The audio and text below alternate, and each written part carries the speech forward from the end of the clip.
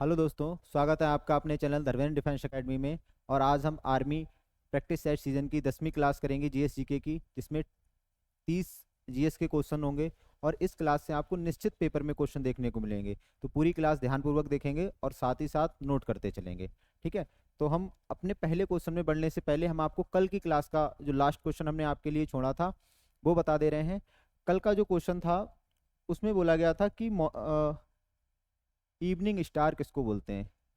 Evening star, या भाई इसकी जगह पे कभी कभी ये भी आ सकता है कि मॉर्निंग स्टार किसको बोलते हैं। कभी हिंदी में लिखा भी आ सकता है कि भोर और सांझ का तारा, भोर बा सांझ का तारा किसे कहते हैं। तो जो भी आ जाए, इन सबका आंसर क्या होगा, इन सबका आंसर होगा शुक्र, शुक्र ग्रह।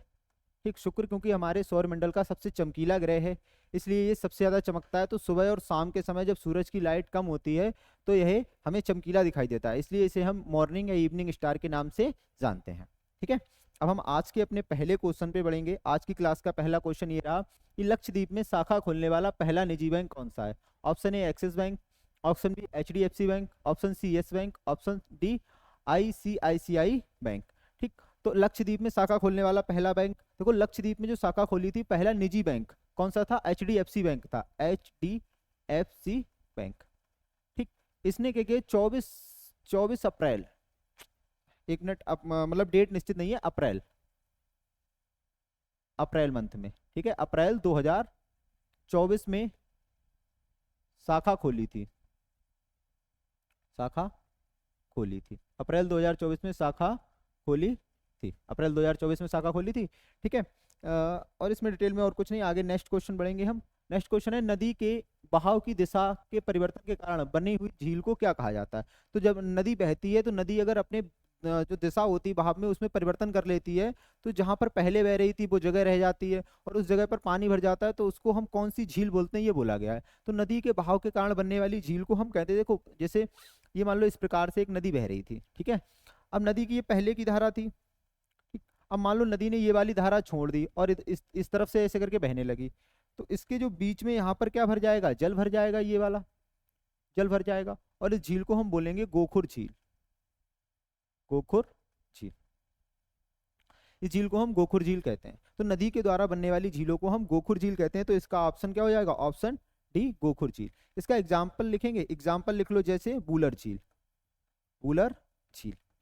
ठीक, ये कहाँ है, ये है जम्मू एंड कश्मीर में, भाई जम्मू एंड कश्मीर में है। मीठे पानी की सबसे बड़ी झील है, किस नदी के द्वारा बनाई जाती है, झेलम नदी के द्वारा बनाई जाती है। ठीक, झेलम नदी के द्वारा बनाई जाती है, हो गया। अब देखो एक दिया है लैंगून झील, लैंगून झील कैसी होती है, जो समुद्र के द्वारा किसी राज्य के तट पर बनती हैं, तो समुद्र तट पर बनती झील है, समुद्र तट पर बनने वाली झील, इनको हम लैंगून झील कहते हैं। ठीक, इसका एग्जाम्पल है चिल्का झील, चिल्का झील, और ये कहाँ है, ये है उड़ीसा राज्य में, ठीक है, उड़ीसा राज्य में। अच्छा, एक होती है क्रेटर झील,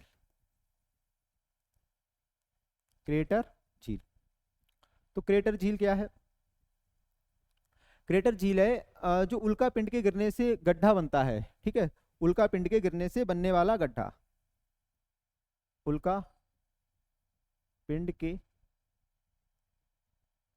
गिरने से बनने वाली झील, ठीक, इनको हम क्रेटर झील कहते हैं। इसका एग्जाम्पल है लोनार झील, लोनार झील, और ये कहाँ है, ये है महाराष्ट्र में स्थित है। ठीक, लोनार झील महाराष्ट्र में। तो ये 3 प्रकार की झीलें थी, सारी बता दी हमने। ठीक है, अब नेक्स्ट क्वेश्चन चलते हैं। नेक्स्ट क्वेश्चन है, केसर का सर्वाधिक उत्पादन किस राज्य से होता है। Option A Himachal, option B Jammu Kashmir, option C Uttar Pradesh, option D Kerala. ठीक है, तो इसका केसर का सर्वाधिक उत्पादन होता है जम्मू कश्मीर से, जम्मू कश्मीर से। अच्छा, केसर की प्राप्ति किससे होती है, अगर केसर की प्राप्ति कभी पूछे तो प्राप्ति, तो केसर की प्राप्ति होती है जो फूल का पुंकेसर वाला भाग होता है, फूल का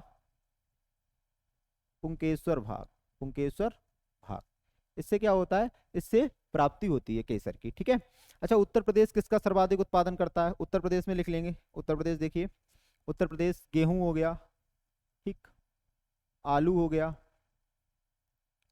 आम हो गया, गन्ना हो गया, ठीक, ऐसे बहुत सी चीजें, आंवला है, ये उत्तर प्रदेश में सर्वाधिक उत्पादन होते हैं। केरल में मसाला, मसाला का सर्वाधिक उत्पादन होता है, तो इसलिए मसाला राज्य इसको कहा जाता है। ठीक है, नेक्स्ट क्वेश्चन, देश में स्थित पहली रेलवे सुरंग कौन सी है? Parsik tunnel, Nehru tunnel, Indira tunnel, Jaora tunnel. देश में स्थित पहली रेलवे सुरंग पूछा है, तो रेलवे सुरंग है पहली पारसिक टनल, पारसिक टनल। और भाई ये कहाँ बनाई गई? यह है मुंबई,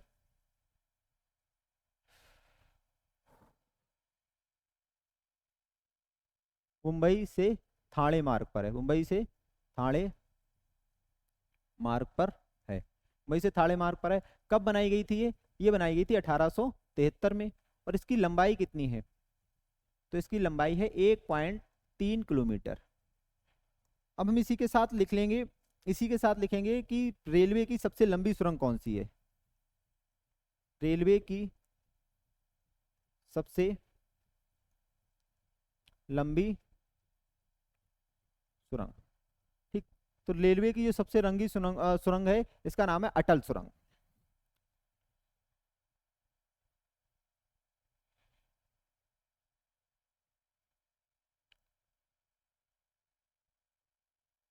और ये कहाँ है? ये है जम्मू एंड कश्मीर में। 11 किलोमीटर इसकी क्या है? लंबाई है। ठीक है, तो नेक्स्ट क्वेश्चन होगा हमारा, नेक्स्ट क्वेश्चन है सुलेमित बांध। सुलेमित कीजिए, एक तरफ बांध के नाम है, एक तरफ नदियां हैं। उकाई बांध किस नदी पर? भाखड़ा, नागार्जुन, पोंग बांध। फिर इनके ये ऑप्शन लिखें। देखो इसको सुलेमित करते हैं। उकाई जो परियोजना है, उकाई परियोजना है ताप्ती नदी पर। किस नदी पर? ताप्ती नदी पर। तो ए का क्या हो जाएगा? 4 हो जाएगा। इधर देखिए, इसका क्या हो जाएगा? का 4 हो जाएगा। भाखड़ा बांध किस नदी पर? भाखड़ा बांध है सतलज नदी पर, तो का 3 हो जाएगा। नागार्जुन सागर बांध है कृष्णा नदी पर, तो इसका 2 हो जाएगा। और पोंग बांध है ब्यास नदी पर। अब बचा हुआ ब्यास नदी, ठीक, तो इसका आंसर होगा 4 3 2 1। देखो 1 3 ये गलत है, 1 2 ये भी गलत है। क्या होगा? 4 3 2 1, 4 3 2 1 ये वाला क्या है? सही है। ठीक, इसमें 4 2 3 1 तो ये भी गलत हो जाएगा। ठीक है, तो इसका ये बांध और नदी घाटी परियोजना दी थी। ठीक है, नेक्स्ट, भारत की राजधानी कलकत्ता से दिल्ली कब स्थानांतरित की गई? देखिए इसके तीसरा दिल्ली दरबार, तीसरा दिल्ली दरबार, तीसरा दिल्ली दरबार लगा था 1911 में। ठीक, इसमें 3 बड़े फैसले लिए गए। एक, बंगाल विभाजन को रद्द किया गया, उड़ीसा से बिहार को अलग किया गया, और दूसरा राजधानी कलकत्ता से दिल्ली लिया गया। इसमें कौन आया था? इसमें आए थे इंग्लैंड के राजा, इंग्लैंड के राजा जॉर्ज पंचम व मैडम मैरी, मैडम मैरी, ये आई थी यहाँ पर। ठीक है, इन्हीं के स्वागत में, इनके स्वागत में क्या बनाया गया था? इनके स्वागत में, इनके स्वागत में बनाया गया था gateway of India, gateway of India, gateway of India. तो इसी इनके समय क्या हुई थी? राजधानी कोलकाता से दिल्ली ट्रांसफर हुई थी। जो बनी कब थी? बनाई कब थी? तो बनाई गई थी अप्रैल 1912 में, अप्रैल 1912। तो इसका आंसर हो जाएगा ऑप्शन बी, 1911 में राजधानी दिल्ली से कलकत्ता से दिल्ली ट्रांसफर हुई थी। नेक्स्ट क्वेश्चन है हमारा, संविधान में मौलिक अधिकार में कौन सा अधिकार शामिल नहीं है? ऑप्शन ए समानता का अधिकार, बी स्वतंत्रता का अधिकार, काम का अधिकार, शोषण के विरुद्ध अधिकार। मौलिक अधिकार, मौलिक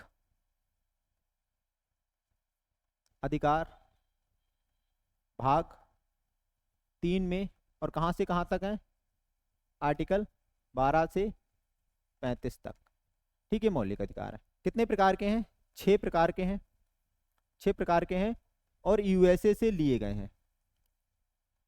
6 प्रकार देखो, 6 प्रकार लिख दे रहे हैं यहाँ पर।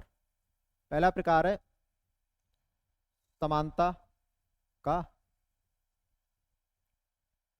अधिकार। नंबर 2, अभिव्यक्ति का अधिकार, वाक एवं अभिव्यक्ति का अधिकार, स्वतंत्रता का बोलते हैं जिसको, स्वतंत्रता का अधिकार। तीसरा है शोषण के विरुद्ध अधिकार, शोषण के विरुद्ध अधिकार। ठीक। चौथा है हमारा धार्मिक स्वतंत्रता का अधिकार, धार्मिक स्वतंत्रता का अधिकार। पांचवा है शिक्षा, शिक्षा व संस्कृति का अधिकार। छठा है छठा आर्टिकल 32, आर्टिकल 32 को बोलते हैं संवैधानिक उपचारों का अधिकार, संवैधानिक उपचारों का अधिकार। देखिए इनके आर्टिकल भी लिख देते हैं। समानता का अधिकार 14 से 18 तक है, ये आर्टिकल लिखें। इसका स्वतंत्रता का अधिकार 19 से 22 तक है। इसका 22 और 23 में दे रखा है। ये सॉरी 22 तो वहां ऊपर हो ही गए, तो इसमें 22 फिर क्यों आएगा, 22 जब ऊपर हो गए तो इसमें आएगा 23 और 24। फिर इसका 25 से 28 तक है। ठीक। इसका 29 और 30 में है, 29 और 30 में है। 31 निकाल दिया गया, फिर इसका किस में, 32 में। जब हमारे अधिकार लागू हुए थे, मौलिक अधिकार, तो 7 अधिकार थे। संपत्ति के अधिकार को 44वें संविधान संशोधन के द्वारा आर्टिकल 300A में डाल दिया गया, जिसको हम कानूनी अधिकार बना दिया गया। तो वर्तमान में कितने रह गए, 6। पहले कितने थे, 7 थे। अब देख लो इनमें से कौन सा नहीं है इधर। ठीक। समानता का है, स्वतंत्रता का है, काम का कोई अधिकार नहीं है, शोषण के विरुद्ध अधिकार है। तो इसका ऑप्शन क्या हो जाएगा, सी इज राइट हो जाएगा। नेक्स्ट क्वेश्चन है servant of the people society की स्थापना किसने की थी। Servant of the people society की स्थापना option A Annie Besant, option B Gopal Krishna Gokhale, option C Lala Lajpat Rai, option D Subhash Chandra Bose. तो सर्वेंट ऑफ द पीपल्स की स्थापना लाला लाजपत राय ने 1921 में लाहौर में की थी, लाहौर में की थी। ठीक। लाहौर में की थी। सुभाष चंद्र बोस ने फॉरवर्ड ब्लॉक की स्थापना की थी, फॉरवर्ड ब्लॉक, और ये की थी इन्होंने 1939 में। गोपाल कृष्ण गोखले ने सर्वेंट ऑफ इंडियन सोसाइटी,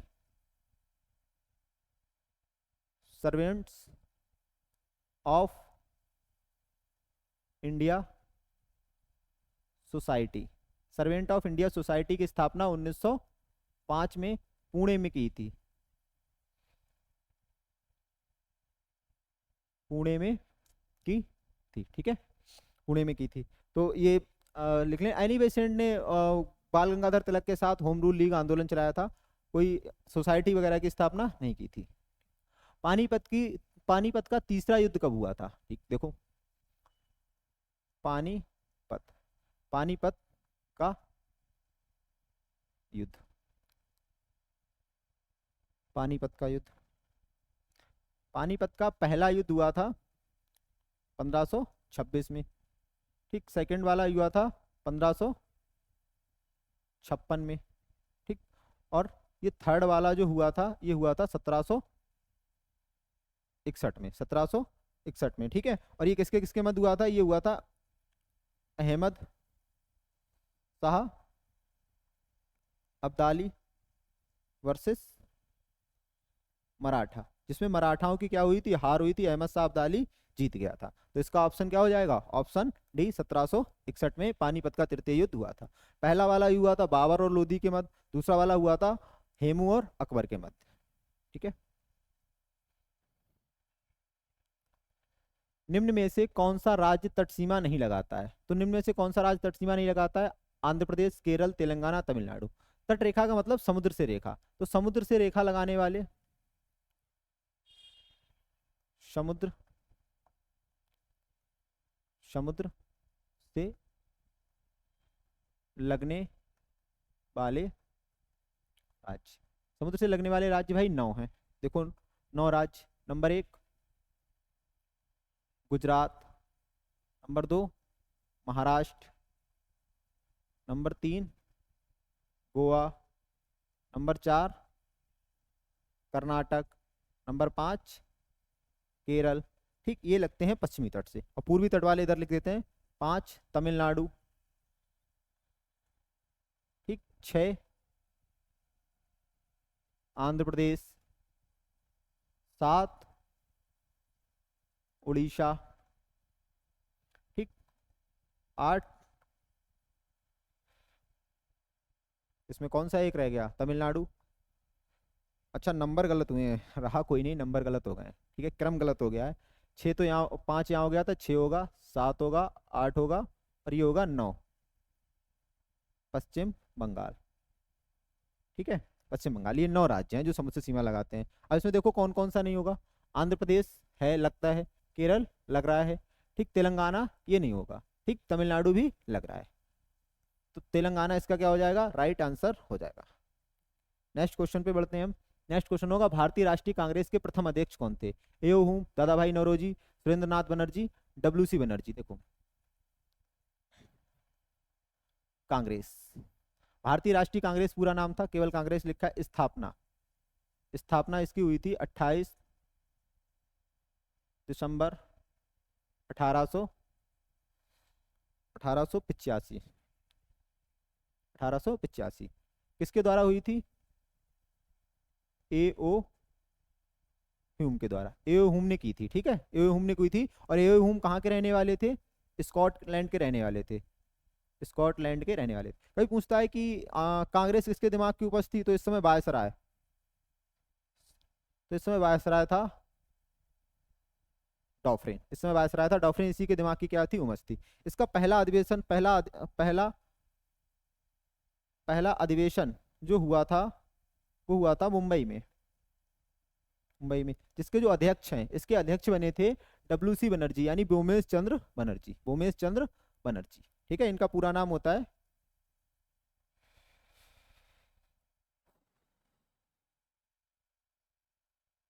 बोमेश चंद्र बनर्जी। ठीक है, तो ये कांग्रेस के क्या थे, पहले अध्यक्ष थे। नेक्स्ट, राज्यसभा के सदस्यों का कार्यकाल कितना होता है? ऑप्शन ए 4 वर्ष, ऑप्शन बी 5 वर्ष, ऑप्शन सी 6 वर्ष, ऑप्शन डी 9 वर्ष। देखो संसद, संसद, दो सदन होते हैं, एक होती है लोकसभा और एक होती है राज्यसभा। ठीक, लोकसभा राज्यसभा। ठीक है, लोकसभा को, इसको हम अस्थाई सदन बोलते हैं, अस्थाई। इसका जो कार्यकाल है, इसका कार्यकाल होता है 5 वर्ष का। ठीक, ये भंग नहीं होती, इसको हम स्थाई सदन बोलते हैं, स्थाई सदन। और इसका जो कार्यकाल है, इसका कार्यकाल होता है 6 वर्ष का। ठीक, इसमें जो सदस्य हैं, सदस्य इसमें वर्तमान में सदस्य हैं 543, इसमें सदस्य कितने हैं? इसमें सदस्य हैं 245। ठीक, तो लोकसभा राज्यसभा का कार्यकाल 6 वर्ष का होता है। इसके लिए मिनिमम आयु होती है 25 वर्ष, और इसके लिए मिनिमम आयु जो होती है वो होती है 30 वर्ष। ठीक, ये हो गया। नेक्स्ट क्वेश्चन होगा, भारत भारती के लेखक कौन है? जयशंकर प्रसाद, मैथिली शरण गुप्त, मुंशी प्रेमचंद्र, ठीक, और रामधारी सिंह दिनकर। तो भारत भारती पुस्तक के जो लेखक हैं वो है मैथिली शरण गुप्त, मैथिली शरण गुप्त, ये इसके क्या है लेखक। अच्छा, इनके भी हम, ये राइटर हैं, इनके भी फेमस फेमस पुस्तकें लिख लेते हैं। देखिए जयशंकर प्रसाद की कामायनी, ये पुस्तक ध्यान रखेंगे। ठीक, मुंशी प्रेमचंद्र की गोदान, गोदान गमन, कर्मभूमि, रंगभूमि, ये इनकी क्या है, पुस्तक है। ठीक, सिंह दिनकर की उर्वशी है।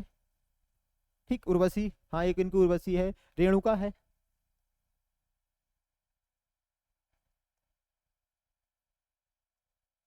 ठीक है, इनकी पुस्तकें के नाम। हर्षवर्धन के दरबारी कवि बाणभट्ट की कृतियों में कौन उनसे संबंधित नहीं है? हर्षचरित्रम, कादम्बरी, पार्वती प्रणिका, मालिका अग्निमित्र। पूछ रहा है कि हर्षवर्धन के दरबारी जो कवि थे बाणभट्ट थे। देखो क्वेश्चन में भी बहुत जानकारी दी, हर्षवर्धन के दरबारी कवि बाणभट्ट थे, इन्होंने कौन कौन सी पुस्तक लिखी हैं, और उनमें से एक इनके द्वारा नहीं लिखी गई। तो हर्षचरित्रम पुस्तक ये बाणभट्ट के द्वारा लिखी गई, कादम्बरी बाणभट्ट के द्वारा लिखी गई, पार्वती प्रणम बाणभट्ट के द्वारा लिखी गई, मालिका अग्निमित्र ये बाणभट्ट के द्वारा नहीं लिखी गई। ये किसके द्वारा लिखी गई? ये लिखी गई है कालिदास, कालिदास। ठीक है, ये कालिदास ने लिखी है मालिका अग्निमित्र। अच्छा, इसमें एक देखेंगे हर्षवर्धन, जो हर्षवर्धन है ये वर्धन वंश का संस्थापक था, इसके साथ साथ ये कवि था। तो इसकी पुस्तक नोट कर लेंगे यहाँ पर कि इसकी पुस्तक कौन सी है। तो इसकी इन्होंने 3 पुस्तक लिखी है। पहली नागानंद, नागानंद, दूसरी रत्नावली, रत्नावली, और तीसरी है प्रियदर्शिका। प्रियदर्शिका, ये 3 पुस्तकें किसने लिखी हैं? हर्षवर्धन के द्वारा लिखी गई हैं। ठीक है, बाकी हर्षवर्धन के दरबारी कवि बाण भट्ट ने हर्षवर्धन की चरित्र पर एक पुस्तक लिखी जिसका नाम हर्षचित्रम और कादम्बरी। ठीक, खगोलीय पिंड संबंधी ज्ञान को क्या कहा जाता है? पूछा गया कि खगोलीय पिंड का जो संबंधी ज्ञान है यानी खगोल का अध्ययन क्या कहलाता है? Option A astronomy, option B astrology, option C agronomy, option D agrostonic. तो देखो, एग्रोस्टोनिक होता है, ये कहलाता है ध्वनि का अध्ययन, ध्वनि का अध्ययन। ठीक है, एग्रोनॉमी कहलाता है कृषि विज्ञान, कृषि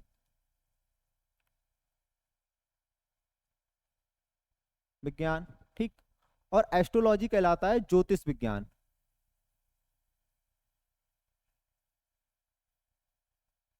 ज्योतिष विज्ञान। और एस्ट्रोनॉमी कहते हैं हम खगोल विज्ञान को। तो इसका ऑप्शन ए क्या हो जाएगा? सही हो जाएगा।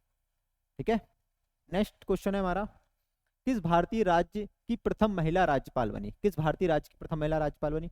ऑप्शन ए सुचेता कृपलानी, किसी भारतीय राज्य की प्रथम महिला राज्यपाल बनी। ठीक है, सही है। Option B Sarojini Naidu, option C Vijayalakshmi Pandit, option D Annie Besant. तो जो पहली महिला राज्यपाल बनी थी ये बनी थी सरोजनी नायडू, सरोजनी नायडू। भारत आजाद होने के बाद 1947 में। और किसकी बनी थी ये? उत्तर प्रदेश की, उत्तर प्रदेश की बनी थी। ठीक, सुचेता कृपलानी कौन थे? सुचेता कृपलानी थे पहली महिला मुख्यमंत्री, पहली महिला मुख्यमंत्री, मुख्यमंत्री किसी भी राज्य की। ठीक है, और ये भी किसकी बनी थी? ये भी बनी थी यूपी की। विजयलक्ष्मी पंडित यूएनओ में प्रथम, यूएनओ में प्रथम महिला राजदूत थी। यूएनओ में प्रथम महिला क्या थी? राजदूत थी। ठीक है, नेक्स्ट। अच्छा, ये एनी बेसेंट इसमें रह गया होगा, देखो, हाँ एनी बेसेंट, एनी बेसेंट लिख दें। ये थी पहली, पहली महिला कांग्रेस अध्यक्ष, पहली महिला कांग्रेस अध्यक्ष कौन थी? एनी बेसेंट थे। ठीक, भारतीय की बात की जाएगी तो सरोजिनी नायडू, ये केवल महिला, Annie Besant. Reserve bank of India की स्थापना कब हुई थी? 1 अप्रैल 1935, 1 जनवरी 1949, 26 जनवरी 1950, 1 मार्च 1948।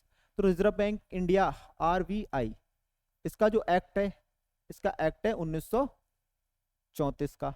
ठीक, लेकिन इसकी स्थापना वो जो हुई है, स्थापना हुई है 1 अप्रैल 1935 को। राष्ट्रीयकरण, इसका राष्ट्रीयकरण किया गया है 1 जनवरी 1949 को, 1 जनवरी 1949 को। तो इसका कौन सा सही हो जाएगा? ऑप्शन ए, 1 अप्रैल 1935 को इसकी क्या हुई? स्थापना हुई। ठीक, नेक्स्ट क्वेश्चन है हमारा, डायमंड किस खेल के परिसर को कहा जाता है? Option A cricket, option B baseball, option C volleyball, option D handball. Diamond है, डायमंड कहते हैं बेसबॉल के ग्राउंड को डायमंड कहा जाता है। बेसबॉल का जो कोर्ट होता है, रिंग होता है, उसको क्या बोलते हैं? डायमंड कहा जाता है। ठीक, नेक्स्ट क्वेश्चन, दक्षिण एशियाई क्षेत्रीय सहयोग संगठन सार्क का मुख्यालय कहाँ है? भाई देखो, सार्क, सार्क। ठीक, सार्क को हम दक्षेस, दक्षेस बोलते हैं, दक्षेस भी कहते हैं। ठीक, इसकी स्थापना, इसकी स्थापना जो हुई थी वो हुई थी 8 दिसंबर 1985 को। इसमें सदस्य देश, सदस्य देश जो हैं वो हैं 8, 8। ठीक, 8 देश लिख देते हैं, देखो कौन कौन से हैं। श्रीलंका, मालदीव, भारत, पाकिस्तान, अफगानिस्तान, नेपाल, भूटान, बांग्लादेश। ठीक, ये इसमें 8 देश शामिल हैं। इसका हेडक्वार्टर पूछा गया तो हेडक्वार्टर इसका है काठमांडू, काठमांडू जो किसकी राजधानी है? नेपाल की राजधानी है। काठमांडू जो नेपाल की क्या है? राजधानी है। ठीक, तो इसका ऑप्शन हो जाएगा option B Kathmandu, option B Kathmandu. देखिए, प्रथम पंचवर्षीय योजना में अर्थव्यवस्था को किस क्षेत्र में बदल दिया गया था, किस क्षेत्र पर बल दिया गया था। अच्छा, ये पूछा प्रथम पंचवर्षीय योजना थी, उसमें अर्थव्यवस्था के किस क्षेत्र पर बल दिया गया था। देखो पंचवर्षीय योजना है,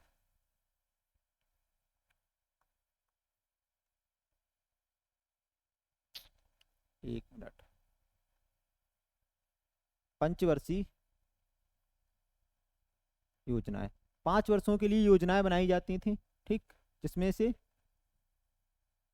प्रथम योजना कब हुई थी 1951 से 1956, ठीक। द्वितीय 1956 से 1961 तक। तृतीय जो पंचवर्षीय योजना हुई थी वो हुई थी 1961 से 1966 तक। इसके बाद आ गया था योजना अवकाश। तो अभी ये तीन ही लिखो, फिर किसी दिन पढ़ाएंगे आगे की। तो पहली पंचवर्षीय योजना में कृषि पर बल दिया गया था, दूसरी पर उद्योग में बल दिया गया था, और तीसरी पर कृषि प्लस उद्योग दोनों में बल दिया गया था। कृषि प्लस उद्योग दोनों में क्या दिया गया था, बल दिया गया। तो इसमें पूछा है प्रथम पंचवर्षीय योजना में ऑप्शन ए कृषि पर क्या दिया गया था, अत्यधिक बल दिया गया था, अत्यधिक जोर दिया गया था। नेक्स्ट क्वेश्चन होगा हमारा, निम्न में से कौन सही सुलेमित नहीं है। एक तरफ देश दिए, उनकी मुद्राएं दी हैं। रूस की रूबल सही है, सऊदी अरब की रियाल सही है, थाईलैंड की वहत सही है, जापान की युआन ये गलत है, जापान की होती है एन, जापान की होती है एन। तो ये ऑप्शन डी हमारा क्या हो जाएगा, सही हो जाएगा। अच्छा, हम बात करें फिर युआन किसकी है, युआन, ठीक। तो युआन होती है चीन की मुद्रा, युआन होती है चीन की मुद्रा, ठीक। नेक्स्ट, किस प्रदेश में पूरे साल वर्षा होती है, किस प्रदेश में पूरे साल वर्षा होती है। देखो ये मैंने आपको कल परसों समझाए थे, फिर से देख लो। ये है हमारा 0 डिग्री रेखा, इसको बोलते हैं हम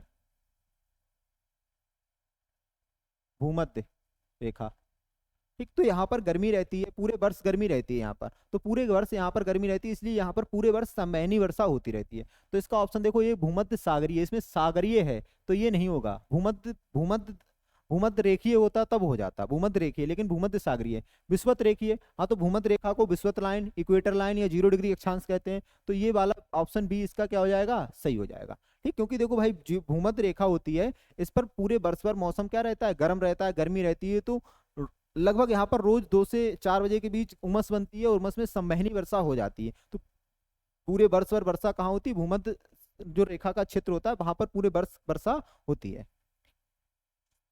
नेक्स्ट, उबेर कप का संबंध किससे है, महिला badminton, golf, kho kho, football. तो उबेर कप, उबेर और थॉमस, देखो चलो यहाँ पे लिख देते हैं पहले, उबेर कप और थॉमस कप, थॉमस दोनों ध्यान रखेंगे। उबेर वाला ये है बैडमिंटन से, बैडमिंटन से, और थॉमस वाला भी बैडमिंटन से है, लेकिन दोनों में अंतर क्या है, ये महिला का है और ये पुरुष का है, ठीक। तो इतना अंतर है इनमें, ठीक, महिला और पुरुष का। तो इसका ऑप्शन कौन सा हो जाएगा, ऑप्शन ए इसका राइट हो जाएगा। अच्छा, गोल्फ कप का संबंध किससे होता है, राइडर, राइडर से होता है।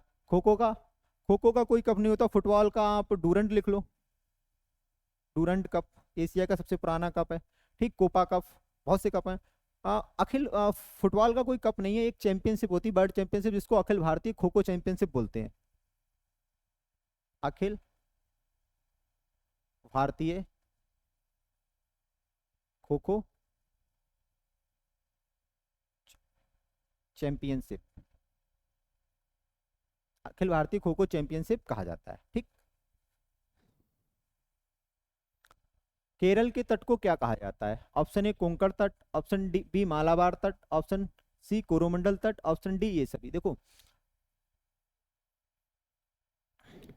ऐसे करके अभी हमारे 9 राज्य हमने आपको बताए थे जो समुद्र से सीमा बनाते हैं, तो सबके अलग अलग नाम हैं। ये केरल का तट है, इस केरल वाले तट को कहा जाता है मालाबार तट, मालाबार तट, केरल के तट को हम कहते हैं मालाबार तट। देखो कौन सा ऑप्शन हो जाएगा, ऑप्शन बी, मालाबार तट कहा जाता है। कोरोमंडल किस तट के कहते हैं, तो कोरोमंडल बोलते हैं हम तमिलनाडु के तट को, तमिलनाडु तट को, ठीक। कोंकण तट बोलते हैं हम महाराष्ट्र को, महाराष्ट्र, कोंकण तट महाराष्ट्र। भारत का राष्ट्रीय पंचांग कौन सा है, option A Gregorian calendar, option B Vikram calendar, option C Shaka का संवत, ऑप्शन डी हिजरी संवत। तो भारत का राष्ट्रीय पंचांग भारत का राष्ट्रीय पंचांग, ठीक है, भारत का राष्ट्रीय पंचांग। इसको हमने कब स्वीकार किया था? अरे पहले ये लिख दूं कि कौन सा है फिर स्वीकार करूं, लिखो। भारत का राष्ट्रीय पंचांग है इस, ये है शक संवत, ठीक, शक संवत। इसका प्रारंभ, इसका प्रारंभ हुआ था 78 ईस्वी, 78 ईस्वी में कनिक्स, कनिक्स 78 ईस्वी में कुषाण वंश का राजा था ये, पूरा लिख देते हैं, ठीक है, कुषाण, ठीक, कुषाण वंश के कनिक्स ने, कनिक्स ने अपने राज्याभिषेक के दिन, अपने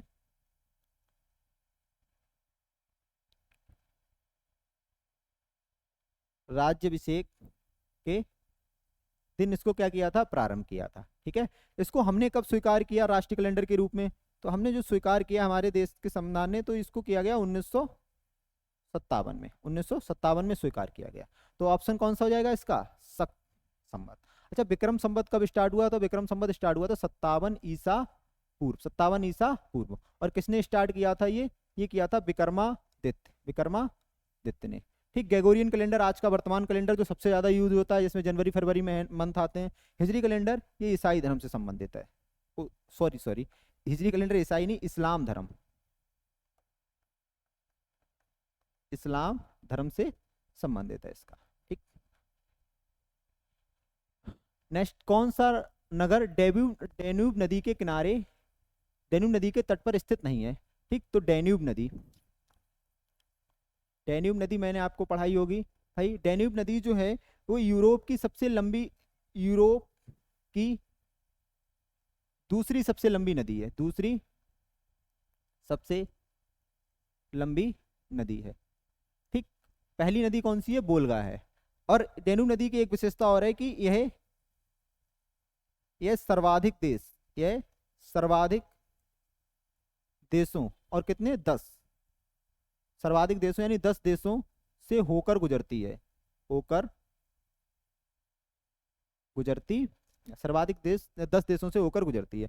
अब देखो डेन्यूब नदी, जो रोम है, रोम किसकी राजधानी है? रोम है इटली की राजधानी, इटली की राजधानी। और इटली की राजधानी है भैया, ये किस नदी के किनारे स्थित है? ये स्थित है टाइबर नदी के किनारे, टाइबर नदी। तो ये पहला ही ऑप्शन क्या हो जाएगा? गलत हो जाएगा। तो यही क्या हुआ? सही हुआ हमारा। बेलग्रेड ये किसकी राजधानी है? ये सर्बिया की राजधानी है, ठीक। हंगरी बुडापेस्ट, बुडापेस्ट इसकी राजधानी है, ठीक। वियना ऑस्ट्रिया की राजधानी है, वियना ऑस्ट्रिया की क्या है? राजधानी, ठीक है। ये सब किसके किनारे स्थित है? ये सब स्थित हैं, ये सब स्थित हैं डेन्यूब नदी किनारे। अच्छा देखो कुछ और लिख देते हैं, आपको इंपॉर्टेंट आगे काम आएंगे। लंदन, कभी पूछा जाता है लंदन, तो लंदन टाइबर नदी के किनारे स्थित है, ठीक। लंदन इंग्लैंड की राजधानी है। पेरिस, पेरिस सीन नदी के किनारे स्थित है, पेरिस सीन नदी के। रोम टाइबर नदी के किनारे स्थित है, ठीक। ये वर्ल्ड के कुछ शहर हैं जो प्रमुख नदियों के किनारे स्थित हैं, ध्यान रखेंगे। तो देखो अहमदाबाद स्थित अभय घाट किसका समाधि स्थल है? Option A Indira Gandhi, option B Morarji Desai, option C Rajiv Gandhi, option D Lal Bahadur Shastri. तो देखो इंदिरा गांधी का जो समाधि स्थल है इसका नाम है शक्ति स्थल, ठीक। और मोरारजी देसाई है, इनके समाधि स्थल का नाम है अभय घाट, ठीक। राजीव गांधी के समाधि स्थल का नाम है वीर भूमि, ठीक। लाल बहादुर शास्त्री के समाधि स्थल का नाम है विजय घाट, विजय घाट। तो इसमें से कौन सा सही हो जाएगा? इसमें से सही हो जाएगा ऑप्शन बी, सही हो जाएगा, ठीक। किसको मदर ऑफ इंडियन रेवोल्यूशन कहा जाता है? Margaret Noble, madam Bhikaji Cama, Kasturba Gandhi, Sarojini Naidu. Mother of Indian revolution, देखो इसको हम हिंदी में लिख देते हैं भारतीय स्वतंत्रता की जननी, भारतीय स्वतंत्रता की जननी। तो भारतीय स्वतंत्रता की जननी कहा जाता है मैडम भीकाजी कामा को, मैडम भीकाजी कामा।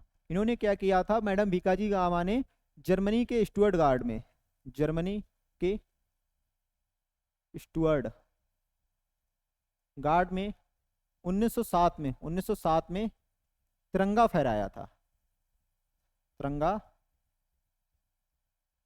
फहराया था। ठीक, जर्मनी के स्टुटगार्ट में 1907 में इन्होंने क्या फहराया था? तिरंगा फहराया था। इसीलिए इन्हें क्या कहा जाता है? स्वतंत्रता की जननी कहा जाता है, भारतीय स्वतंत्रता की जननी कहा जाता है। ठीक,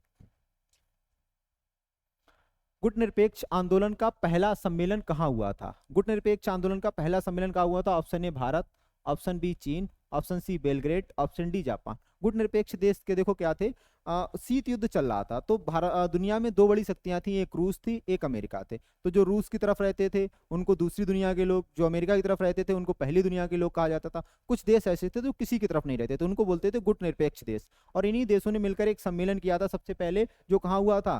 बेलग्रेड, सर्बिया की राजधानी बेलग्रेड में हुआ था। ये किसकी राजधानी है? सर्बिया की राजधानी है, सर्बिया की राजधानी। तो इसका आंसर हो जाएगा ये। ठीक, 30 नंबर क्वेश्चन, स्वराज पार्टी के संस्थापक कौन थे? Option A Mahatma Gandhi, option B Motilal Nehru, option C Jawaharlal Nehru, option D Bipin Chandra Pal. देखो स्वराज पार्टी का जो गठन है, स्वराज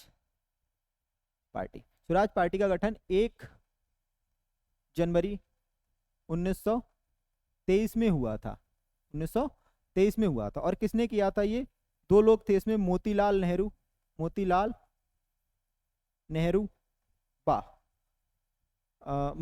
व सीआर दास का पूरा नाम चितरंजन दास था। ठीक, सीआर दास। तो दो लोगों ने मिलकर कहा था। अब ऑप्शन में देखो क्या होगा, महात्मा गांधी, मोतीलाल नेहरू, क्योंकि सीआर दास जब है नहीं तो मोतीलाल नेहरू क्या हो जाएगा? ये बी सही हो जाएगा। ठीक, तो स्वराज पार्टी का गठन मोतीलाल नेहरू और सीआर दास ने मिलकर 1 जनवरी 2023 को किया था। ठीक है, और ये हमारे आज का लास्ट क्वेश्चन था। आज की वीडियो हमारी यहीं तक थी। ठीक, वीडियो देखने के लिए बहुत बहुत धन्यवाद। कल मिलते हैं एक नई क्लास में, बेहतर क्लास के साथ। आशा करते हैं आपका दिन शुभ होगा। जय हिंद, जय भारत।